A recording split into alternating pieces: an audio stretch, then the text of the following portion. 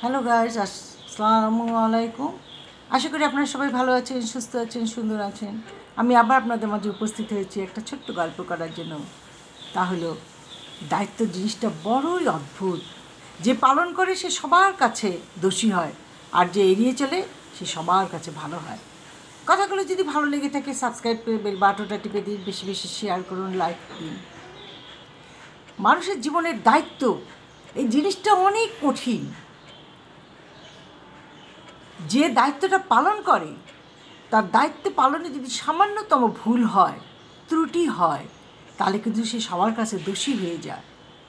আর যে ওই দায়িত্বটাকে এড়িয়ে চলে যায় সে সবার কাছে ভালো হয়। মানুষের আসল রূপ চিনতে কষ্ট হবে না। যখন দেখবেন আপনি বিপদগ্রস্ত, রোগগ্রস্ত, অভাবগ্রস্ত, তখন টের পাবেন কে আপন কে পর। আপনার সুখের সময় সুখের পায়রার অভাব হবে না, চতুর্দিকে সুখের পায়রা ছড়াছড়ি হয়ে যাবে। কতজনে আপনাকে কতভাবে উপকার করতে চাবে, কিন্তু যখন দেখবে আপনি এই ধরনের বিপদগুলোর মধ্যে পড়ে গেছেন, তখন কিন্তু কেউই আপনার পাশে এসে দাঁড়াবে না।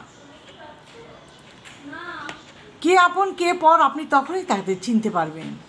জীবনের চাওয়াটা বেশি হলে কষ্ট পাবেন, দুঃখ পাবেন, আর জীবন তার মতো চলবে, কোনো কিছুই আটকাবে না।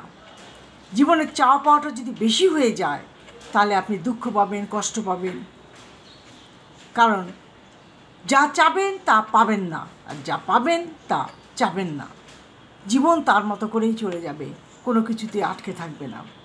কারোর সাথে খারাপ ব্যবহার করবেন না, কারণ মৃত্যুর সময় ক্ষমা চাওয়ার জন্য তাকে আপনি কোথাও খুঁজে পাবেন না। নিজের দোষ ঢাকতে যারা অন্যের ঘাড়ে দোষ চাপিয়ে দেয় তাদের সাথে তর্কে কখনোই জেতা যায় না, কারণ তারা প্রতিটা মিথ্যাকে যুক্তি দিয়ে সাজিয়ে রাখে। বেঈমান কখনো কাঁদে না, স্বার্থপর কখনো স্মৃতি মনে রাখে না। কেউ যদি আপনাকে অবহেলা করে, দোষ তার নয়, দোষ আপনার, কারণ আপনি তার কাছে বেশি আশা করেছেন। কেউ যদি আপনাকে অবহেলা করে, দোষ কিন্তু তার না, আপনার, কারণ আপনি তার কাছে বেশি আশা করেছেন। জীবনে প্রতিটি পদক্ষেপ নিতে হয় চিন্তা ভাবনা করে।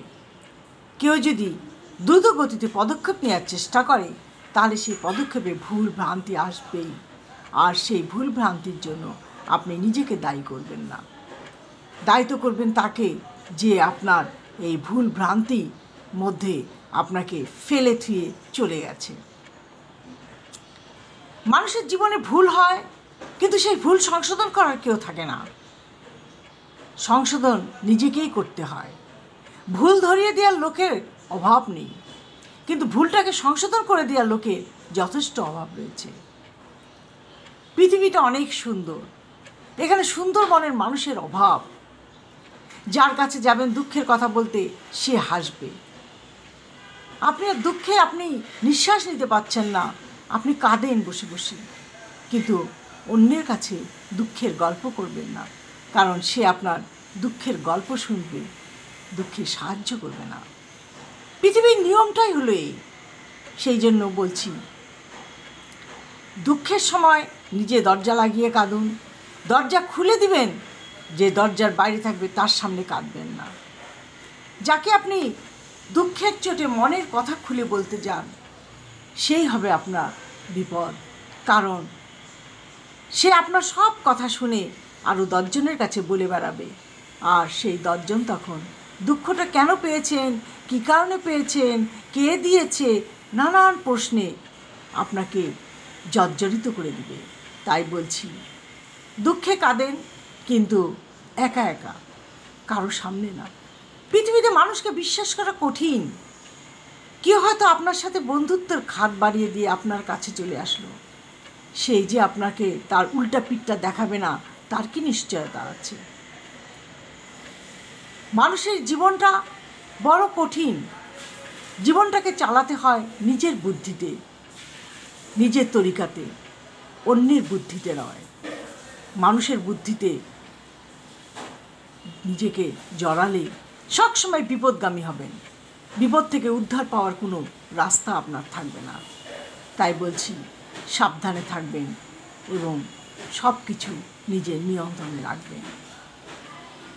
আমার এই কথাগুলো আপনাদের মনে দাগ কেটে গেলে আমি খুশি হব, কারণ এখান থেকে যদি আপনারা কেউ উপকৃত হন তাহলে আমার ভালো লাগবে।